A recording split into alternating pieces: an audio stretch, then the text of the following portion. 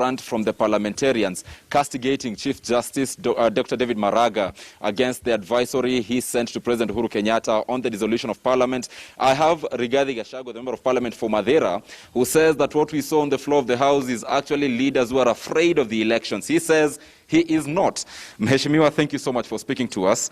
What would you advise the President to do in regards to that advice by Chief Justice David Maraga?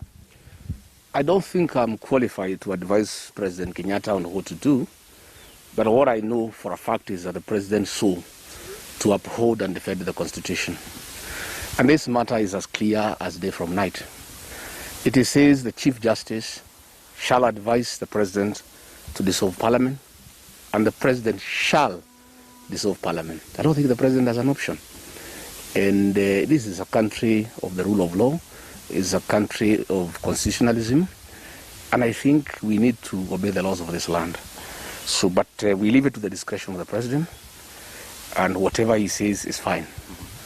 If it is not, I know there will be a constitutional crisis, because people will go to court and challenge the legality of Parliament to transact business. In the case he dissolves Parliament, myself and the people of Madeira are ready for elections. We have no problem at all. We have worked and for these people, and I've consulted them since yesterday for the last 2 days, and they have told me that in case Parliament is dissolved, we go back to elections, they'll elect me back. I'm confident, I have no problem. Either way, we are good. We have no problem. What is the best interest of the country at this particular time? Remember, we need a new Chief Justice in 100 days. We need a Parliament to transact businesses. What is the best interest of the country from where you sit? I think the problem is that the executive and the judiciary needs to work together. You know, the three arms of government, the executive, the legislature, and the judiciary are government. But there seems to be a standoff between the executive and the judiciary, and I think that is where the problem is. In ordinary circumstances, the Chief Justice and the President should have consulted, and I think if they consulted, we will not be where we are. I would like to urge both the President and the Chief Justice to create some synergy and start talking with each other, because it's important for this country. We can't have a standoff between arms of government. There will be a paralysis, there will be a crisis, and it's not good for this country. I think we all need to climb down. The President, the executive climbs down, the Chief Justice, the judiciary climbs down. We start having a discussion for the betterment of this country. This country belongs to all of us and doesn't belong to the executive, the judiciary, or the legislature. I think a discussion between the President and the Chief Justice, one way or another, would be able to bring temperatures down, create some understanding, some rapport, and we can be able to see how to skirt around these issues for the betterment of this country. The decision that the President will take will obviously have political ramifications, will have political impacts. And some of the things we saw Elgeyo Marakwet, Senator Kipchumba Murkomen, say that should he go to elections, he will not be vying with the same party, Jubilee Party. And this is political. Perhaps, do you think the political part of it might actually play part in the decision that the President may take? And if at all Parliament was dissolved, or do you feel confident with going with your own political party? Well, to start with, we must agree that Jubilee Party is in the shambles, and we were unable to manage our party. It's a strong party, it's a popular party. We came with a majority in the National Assembly, majority in the Senate, but somehow along the way we decided to bring outsiders in, and they messed our party. It is not the party that it was. We are still in Jubilee. In the unfortunate event that Parliament is dissolved and we have to go for elections, we'll study.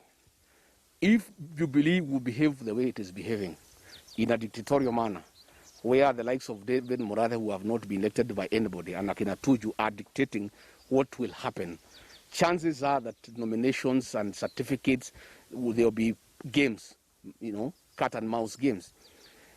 In case they continue that way, if there will be elections, some of us will find it difficult to buy the Jubilee ticket.